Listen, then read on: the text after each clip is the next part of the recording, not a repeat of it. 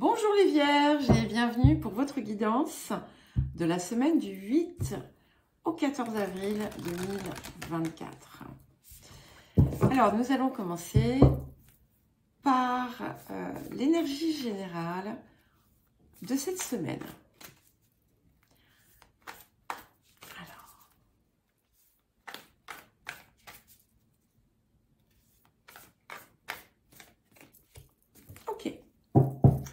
Vous l'avez déjà eu cette carte. Donc nous avons la carte de l'appréhension. Et cette carte, en fait, elle vient encore vous pousser à dépasser les doutes, les peurs et à vous inviter à faire votre place dans le monde, à vous montrer, à poser votre existence. Et en fait, c'est pas une invitation ici, c'est ce que vous êtes en train de faire, puisque c'est l'énergie de cette semaine. Donc c'est l'appel arrive, on va voir ce qu'il nous dit, mais j'aime beaucoup parce que ça confirme bien que vous avez déjà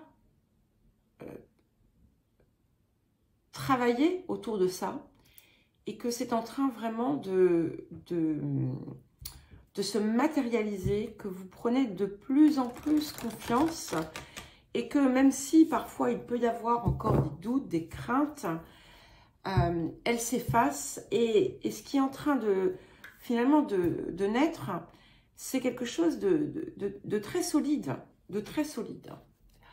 Alors, l'appel de la semaine pour vous les Vierges.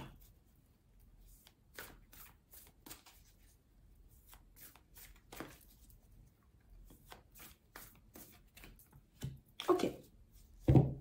Voilà. Donc, nous avons la carte du Iode. C'est la carte de la destinée. C'est embrasser votre destinée. Mais pas dans un sens... fataliste du tout, au contraire. Ici, il y a l'idée de se dépasser, puisque le Iode, c'est, je l'explique parfois, donc c'est en fait, vous avez un sextile entre deux planètes, donc un aspect positif et favorable, et chacune de ces planètes qui sont en sextile font ce qu'on appelle un quinconce avec une troisième planète. Et ces deux quinconces peuvent représenter des situations difficiles, délicates, des dépassements, des choses comme ça. Mais une fois qu'on est, je vous schématise tout ça, une fois qu'on a accompli en quelque sorte cela, il y a comme une sublimation du potentiel de cette troisième planète. Et donc ici, en fait, c'est ça. Il y a, on vous appelle à vous dépasser et à être pleinement tout ce que vous êtes pour une réalisation absolument extraordinaire. Bon, je ne dis pas que ça va se faire du jour au lendemain, mais voilà, on est dans cette énergie. Voilà, oui, j'aime bien cette idée de sublimation de soi plutôt que de dépassement. Parce que le dépassement, vous êtes en... Vous avez commencé à l'opérer. Alors, le défi de cette semaine, pour vous les Vierges. Voilà. Ok. Alors, nous avons la carte de la serviabilité. Et cette carte vous indique que vous êtes, vous avez pu, comment dire, vous sentir d'une certaine façon soutenu jusqu'à présent. Et là maintenant, ce qui pourrait être difficile, c'est que c'est un petit peu comme si vous deviez, on va dire, voler de vos propres ailes. Pas que vous ne l'ayez pas fait, c'est pas du tout ce que je veux dire, mais c'est un petit peu cette idée d'aller, de naviguer sans filet. On navigue pas sans filet. Oui, enfin bon, hein, vous en interprétez-le s'il vous plaît, adaptez-le comme il faut convenablement et pardonnez cette petite injustesse de langage. Ça vous pousse aussi à avoir confiance en votre potentiel, à aller aussi peut-être chercher l'aide qui est nécessaire et tout en gardant, tout en ayant la capacité à voir là où on peut éventuellement vous égarer. Je suis désolée, j'espère que vous n'entendez pas mon ventre qui gargouille, c'est affreux.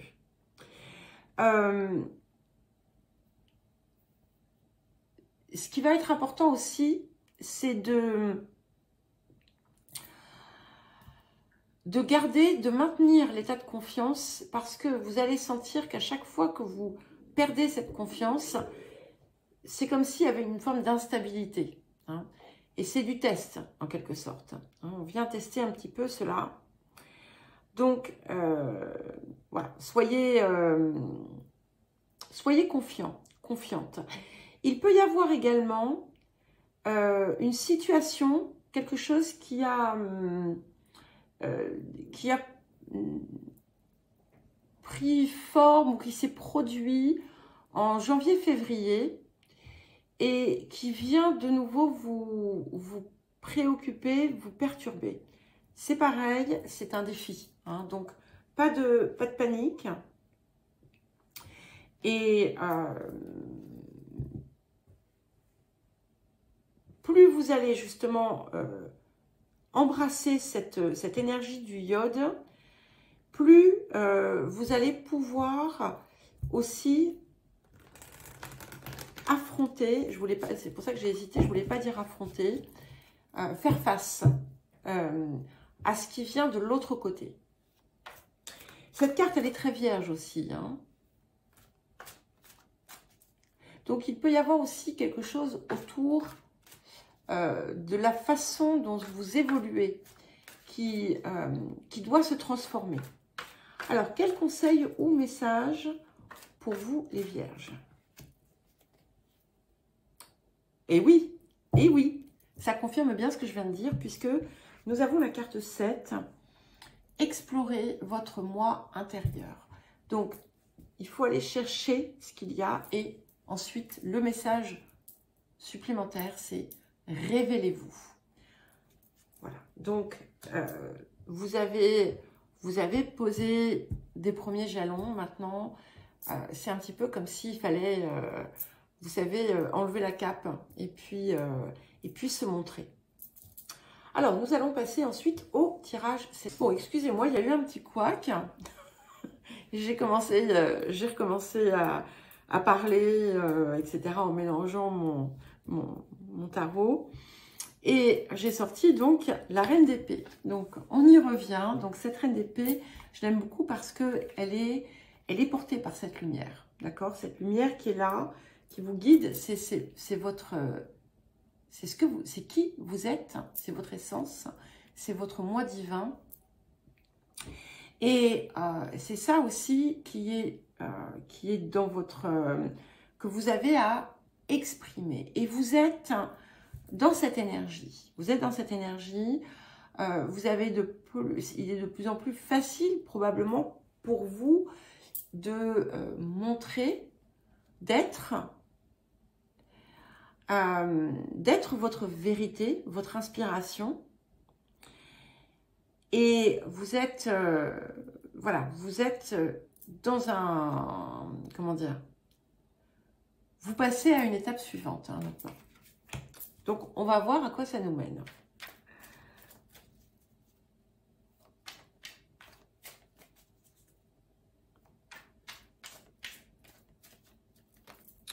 Le valet de denier. Donc ici, vous entamez, c'est clair, hein, un nouveau processus. Alors, bien entendu, vous avancez, vous êtes encore un petit peu en phase d'expérimentation, d'apprentissage, mais tout est beaucoup plus intuitif parce que moi, ce valet de denier, je ne vois que les deux plumes dorées qui sont sur sa tête, hein, qui peuvent représenter aussi tout ce qui nous arrive par le chakra couronne, toutes les réceptions. Et vous avez le pan, hein, ce pan qui a tous ses yeux dans son plumage et qui est un symbole aussi de connaissance. Je ne le vois pas du tout comme un symbole d'arrogance, au contraire. C'est une connaissance supérieure, c'est quelque chose qui vient vous éveiller et qui vous permet aussi de répandre quelque chose. Et de construire finalement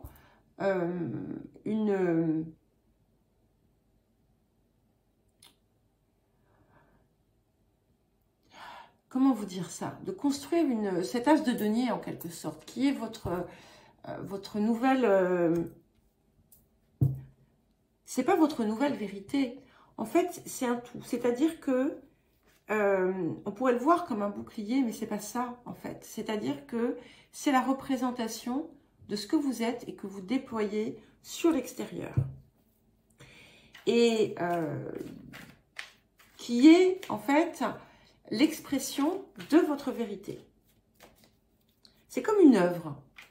Alors, les énergies du passé. Nous avons le 4 de bâton. Donc ici, il y a...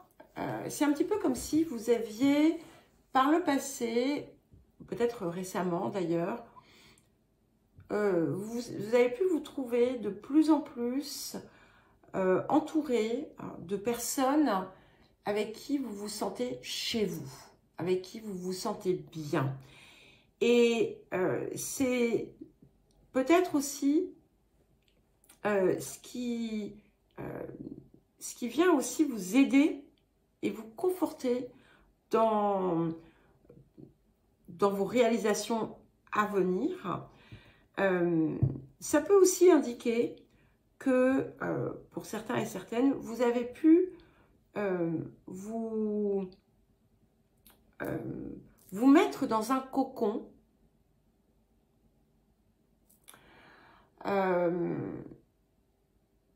protégé, en quelque sorte, mais que ça n'est plus, en fait, suffisant.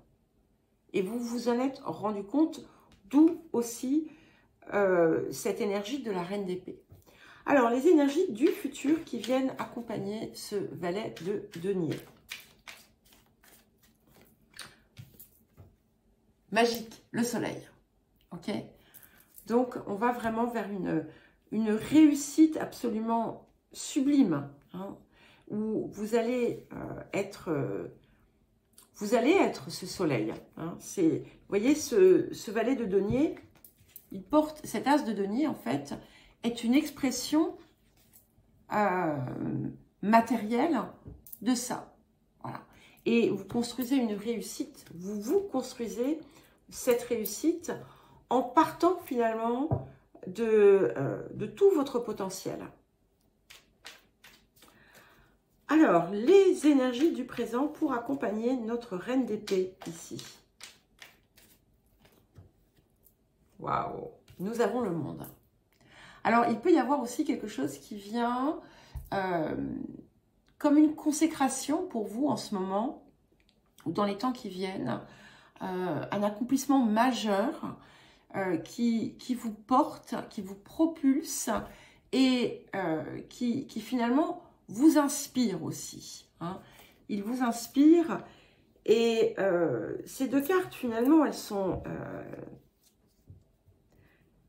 très proches, hein, parce que vous savez, alors bien entendu, si on regarde, si on lit les chiffres romains 21, on a 21 et 19, hein, mais quand on les voit, ce sont les mêmes dans un ordre différent. Et il y a cette idée, je ne sais pas pourquoi, de trinité ici, puisque 10, c'est aussi 1. Hein. Donc, on a 3 fois 1, 3 fois 1. Et ce qui montre bien aussi que toutes vos parts sont intégrées et que tout ce qui vivait pour l'instant peut-être dans votre esprit, dans votre cœur, mais que vous n'osiez pas mettre dans la vie, eh bien, c'est en train de... c'est ce vers quoi vous allez. Alors, et qu'est-ce qui vient pour soutenir le valet de denier et le soleil, hein? La tempérance, avec un équilibre parfait. Avec un équilibre parfait, une inspiration puissante et une capacité aussi de confiance qui a pu vous faire défaut, encore une fois, jusqu'à présent, mais qui s'installe en vous. Il y a une connexion réelle au tout et vraiment cette idée d'être inspiré dans chacun de vos gestes, dans chacune de vos actions. On a quand même trois atouts majeurs là, hein, qui se suivent ici. Alors, votre posture, les vierges.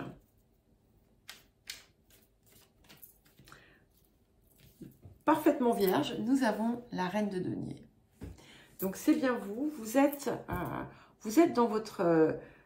dans cette énergie de matérialisation, hein, d'ancrage, de matérialisation de cette reine d'épée, de ce qui vous inspire. Alors, les facteurs environnants. Ouf! Bon, écoutez, c'est waouh! Alors, je les prends. Hein. On a 3 atouts majeurs qui sont tombés. Nous avons les amoureux. J'ai des frissons, là. Les empereurs. Allez, soyons fous. L'empereur. Et le mât. Le fou. D'accord. Et